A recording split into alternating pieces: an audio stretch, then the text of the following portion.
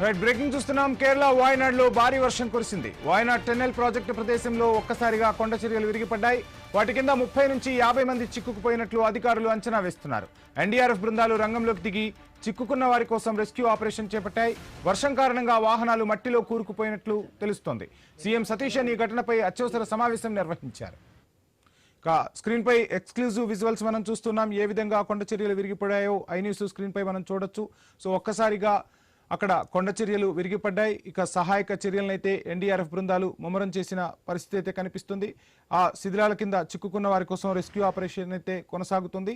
50 మందికి పైగా ఆ కొండ చర్యల కింద చిక్కుకొని ఉంటారని ప్రస్తుతానికి అధికారులు అయితే అంచనా వేస్తున్నారు. ఎక్కడికక్కడ కొండ చర్యలు విరిగిపడిన దృశ్యాలు మనకు స్క్రీన్ పై కనిపిస్తున్నాయి.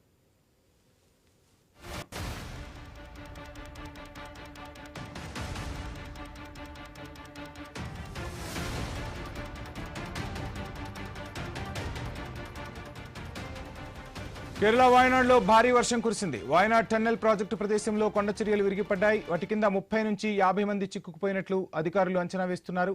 ఎన్డీఆర్ఎఫ్ బృందాలు రంగంలోకి దిగి చిక్కుకున్న వారి కోసం రెస్క్యూ ఆపరేషన్ కొనసాగిస్తున్నారు. వర్షం కారణంగా వాహనాలు మట్టిలో కూరుకుపోయినట్లు తెలుస్తోంది. ఇక సీఎం సతీశన్ ఈ ఘటనపై అత్యవసర సమావేశం నిర్వహించారు.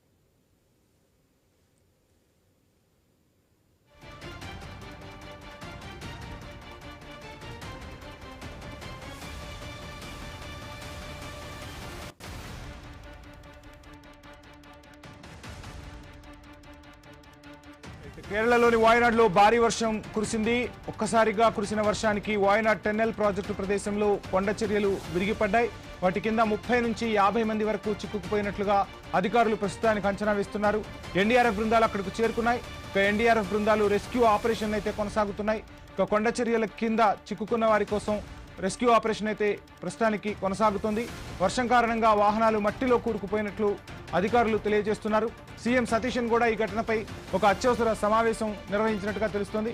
ఘటనకు సంబంధించి ఫుల్ డీటెయిల్స్ మా ప్రతినిధి రాము అందిస్తారు. రాము, కేరళలో మరోసారి భారీ వర్షాలు తీవ్ర ఆందోళన కలిగిస్తున్నవి.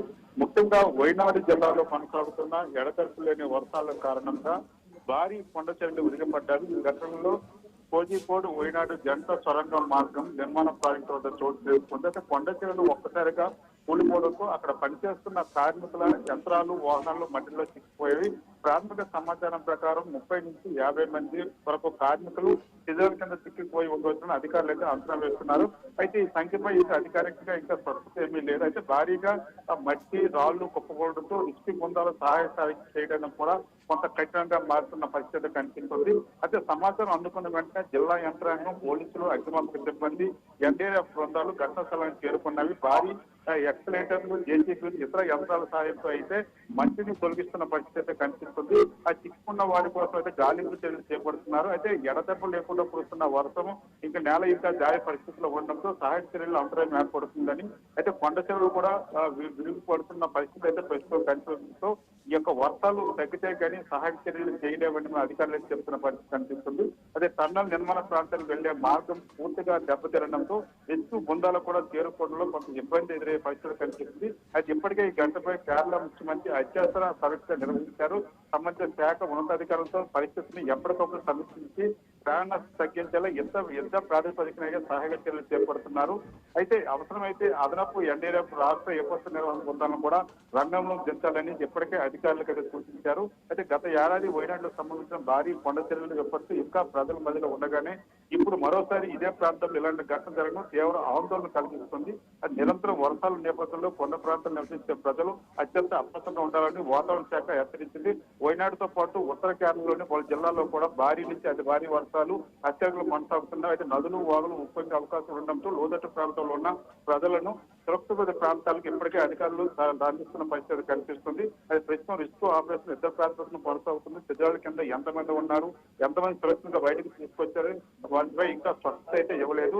మొత్తానికి వైనాడులో భారీ వర్షాలు మరోసారి ప్రమాద గడికలకు ముగిస్తున్నారు. ప్రస్తుతం అధికార యంత్రాంగం మొత్తం సహాయక చర్యలపై దృష్టి పెట్టింది. రెస్క్యూ ఆపరేషన్ పూర్తయ్యాక చిక్కుకున్న వారి సంఖ్యపై నష్టం ఇతర వివరాలను వెల్లడించే పరిస్థితి అయితే కనిపిస్తుంది.